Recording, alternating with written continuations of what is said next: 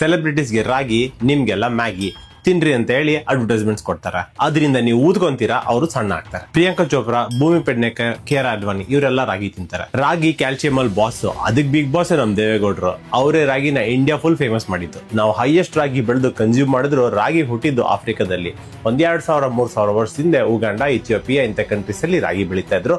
ಅಲ್ಲಿಂದ ಯಾವ್ದೋ ಕಾಲದಲ್ಲಿ ಇಂಡಿಯಾಕ್ ಟ್ರಾನ್ಸ್ಫರ್ ಆಗಿ ನಮ್ ಕ್ಲೈಮೇಟ್ ಗೆ ಅದು ಸೂಟ್ ಆಗುತ್ತೆ. ಅದಕ್ಕೆ ನಮ್ ಜನ ಅದನ್ನ ಜಾಸ್ತಿ ಬೆಳೆಯಕ್ ಸ್ಟಾರ್ಟ್ ಮಾಡಿದ್ರು. ಅದಕ್ಕೆ ಡ್ರೈ ವೆದರ್ ಅಂಡ್ ಕಡಿಮೆ ನೀರ್ ಬೇಕು. ಅಕ್ಕಿ, ಗೋಧಿ, ರಾಗಿ ಇದನ್ನ ನಾವು ಜಾಸ್ತಿ ಕನ್ಸ್ಯೂಮ್ ಮಾಡ್ತೀವಿ. ಅದ್ರ ನ್ಯೂಟ್ರಿಷನ್ ಟೇಬಲ್ ನೋಡಿದ್ರೆ ಗೊತ್ತಾಗುತ್ತೆ ನಿಮ್ಗೆ, ರಾಗಿನೇ ಬಾಸ್. ರಾಗಿ ಬೆಳೆಯಕ್ಕೆ ನೀರ್ ಕಡಿಮೆ ಬೇಕು. ರಾಗಿ ಮುದ್ದೆ ತಿಂದ್ಮೇಲೆ ನೀರ್ ಕುಡಿಲೇಬೇಕು. ಸೂಪರ್ ಇಂಪಾರ್ಟೆಂಟ್ ಏನಪ್ಪಾ ಅಂದ್ರೆ ಕಿಡ್ಸ್, ಅಡಲ್ಟ್ಸ್ ಇಬ್ರು ರಾಗಿ ತಿನ್ಬೇಕು.